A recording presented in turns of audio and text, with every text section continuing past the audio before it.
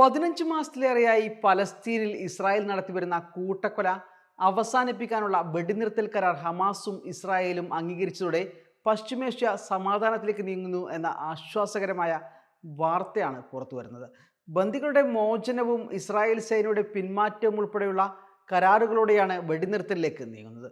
വെടിനിർത്തൽ സംബന്ധിച്ച് മധ്യസ്ഥ ചർച്ചകൾക്ക് നേതൃത്വം നൽകിയ ഖത്തർ പ്രധാനമന്ത്രിയും വിദേശകാര്യമന്ത്രിയുമായ Mohammed bin Abdulrahman bin Jassim Al താനിയാണ് ഇത് സംബന്ധിച്ച പ്രഖ്യാപനം നടത്തിയത്. 2023 ഒക്ടോബർ 7 ഹമാസ് ബന്ദികളാക്കിയ സൈനികരടക്കമുള്ള ഇസ്രായേൽ പൗരന്മാരുടെ മോചനത്തിനനുസരിച്ച് പലപ്പോഴായി പലസ്തീനിൽ നിന്ന് നിയമവിരുദ്ധമായി സയനിസ്റ്റ് സൈന്യം പിടിച്ചുകൊണ്ടുപോയ സ്ത്രീകളും കുട്ടികളും അടക്കമുള്ളവരുടെ മോചനവും ഉറപ്പാക്കുന്ന വിധത്തിലാണ് കരാർ തയ്യാറാക്കിയിട്ടുള്ളത്. 3 ഘട്ടമായാണ് കരാർ നടപ്പാക്കുക. ഓരോ ഘട്ടത്തിനുമിടയിൽ 42 ദിവസങ്ങളുടെ ഇടവേളയുണ്ടാകും.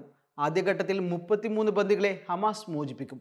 ഇതിന് ആനുപാതികമായി 2000 പലസ്തീൻ തടവുകാരെ ഇസ്രായേൽ വിട്ടയക്കും. അതിർത്തിയുടെ 700 മീറ്റർ ഉള്ളിലേക്ക് ഇസ്രായേൽ സൈന്യം പിന്മാറുകയും ചെയ്യും. ആദ്യഘട്ടം ആരംഭിച്ച് 7 ദിവസത്തിനു ശേഷം ഈജിപ്തിനോട് ചേർന്നുള്ള റഫ അതിർത്തി തുറക്കും.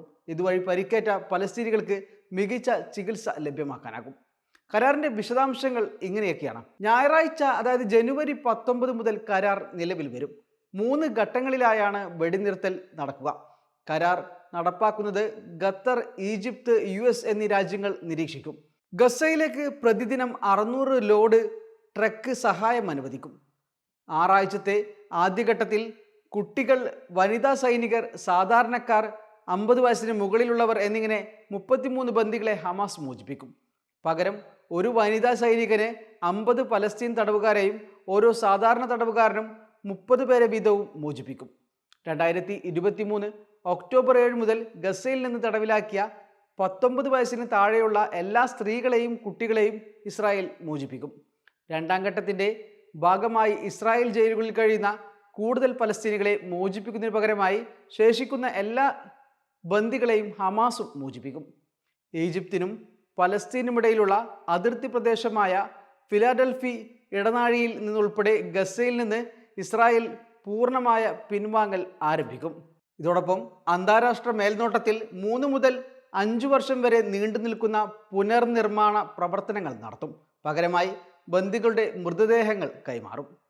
പലസ്തീനികളെ ക്രമേണ ഗസയുടെ വടക്കുഭാഗത്തേക്ക് മടങ്ങാൻ ഇസ്രായേൽ അനുവദിക്കും.